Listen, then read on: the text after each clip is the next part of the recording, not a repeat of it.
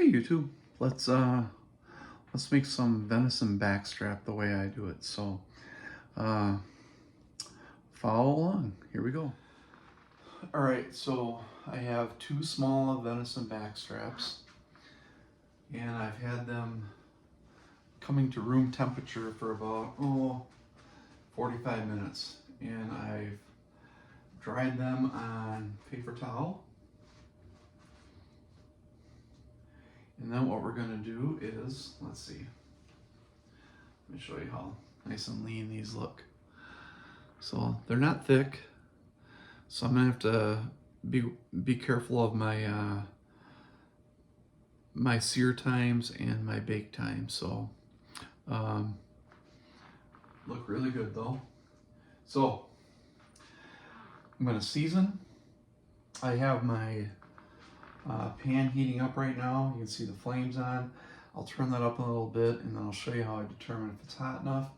And I have the oven set to 400 for when I'm done searing them. So, all right, I'm gonna move around here a little bit and we'll get them seasoned up. I use Montreal steak seasoning on everything. I love it. It's to me it's the perfect blend. And I'm pretty liberal with it. Press it down in. Give it one more. Press it down in. Yeah. And we flip them. And give them another douse.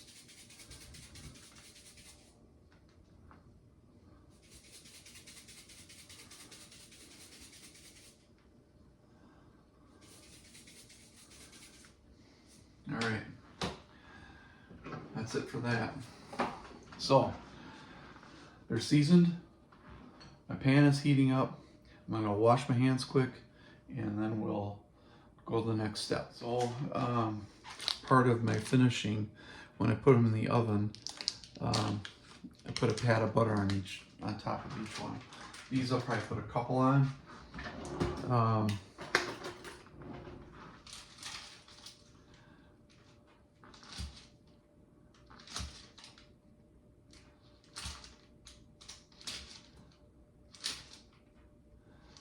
There, those are ready.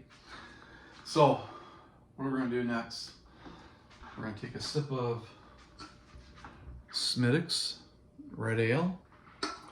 Pairs good with venison.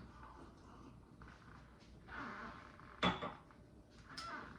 right, I'm gonna turn the heat up on the pan, and I know when it's ready when I add some water to it and the water dances around, then I know it's hot enough, because you want to get a good sear. And I'm going to sear these for about 1.5 minutes on each side. So let's get some water and we'll check out to see how they dance around.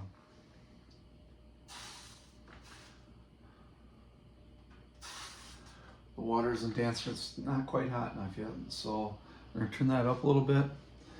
And when it's hot enough, when the water dances around, then I know I can put the oil in. We'll let the oil heat up and then we'll put the back straps in. I'm gonna do about 1 minute, like I said, about 1.5 minutes aside.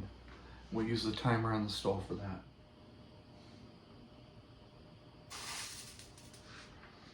All right. The water beads are dancing around a bit. I'm gonna use canola oil. It has a little bit higher flash point. Canola oil or extra virgin olive oil works, so we will put some, like I say, let that come to heat a little bit.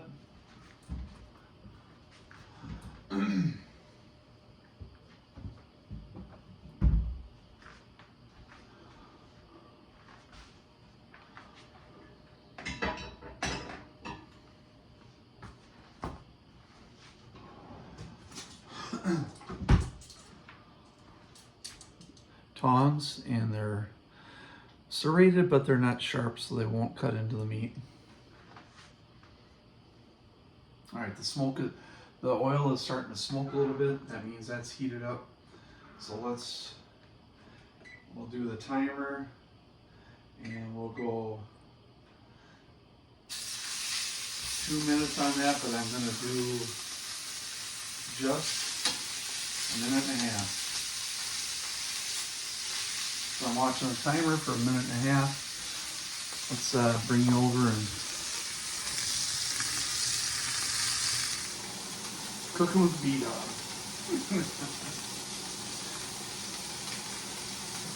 So what you want to do is you want to get a nice sear to seal on the juices. We're going to flip them after a minute and a half, put another minute and a half on them. And then we'll put pads of butter on, put them in the oven at 400 degrees.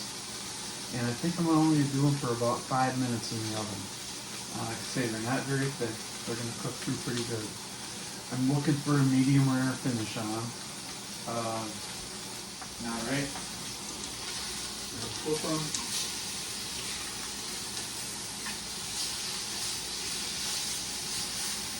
And we will stop that, and we will start that again and put it for another minute and a half.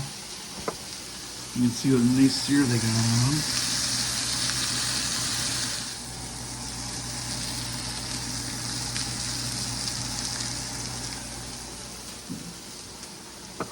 Love my cast irons. I have 5 or 6 of them.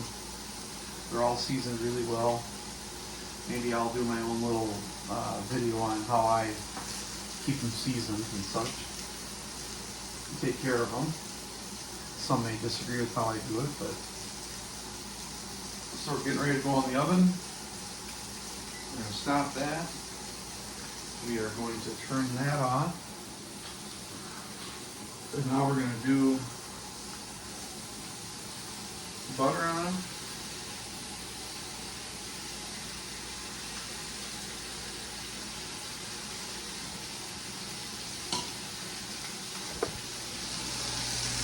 See that? And in the oven they go for 5 minutes.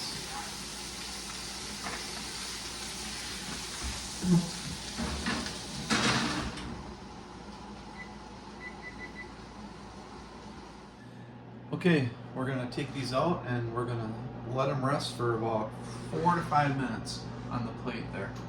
So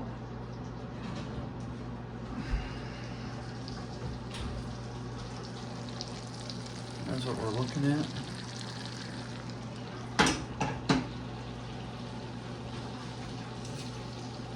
Let's get them on the plate.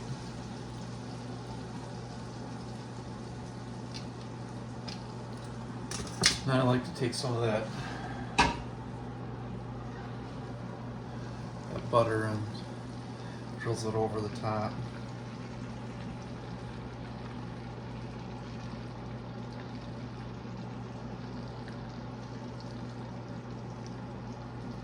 There. All right. We will let that rest for, let me put the timer on. I'm going to let it rest for 4 minutes. So we'll bring it back when I cut her open. All right. Okay, we got about a minute to go on these resting yet. I'll tell you what I do with my cast iron, and this is a Wagner. No, it's a Griswold. It's a Griswold. I never use soap on them. I will let this sit on the stove overnight. I'll scrape out the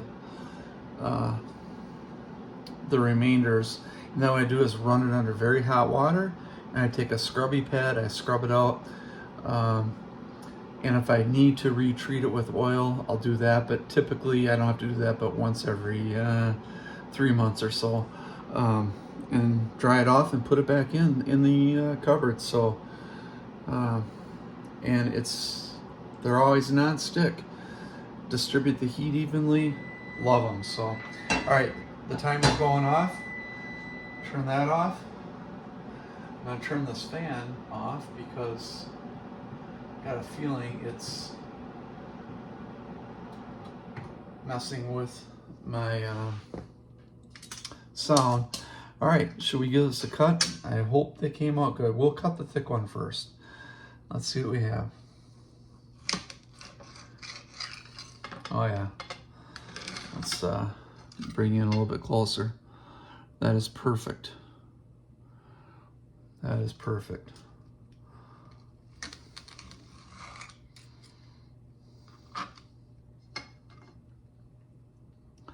Medium rare.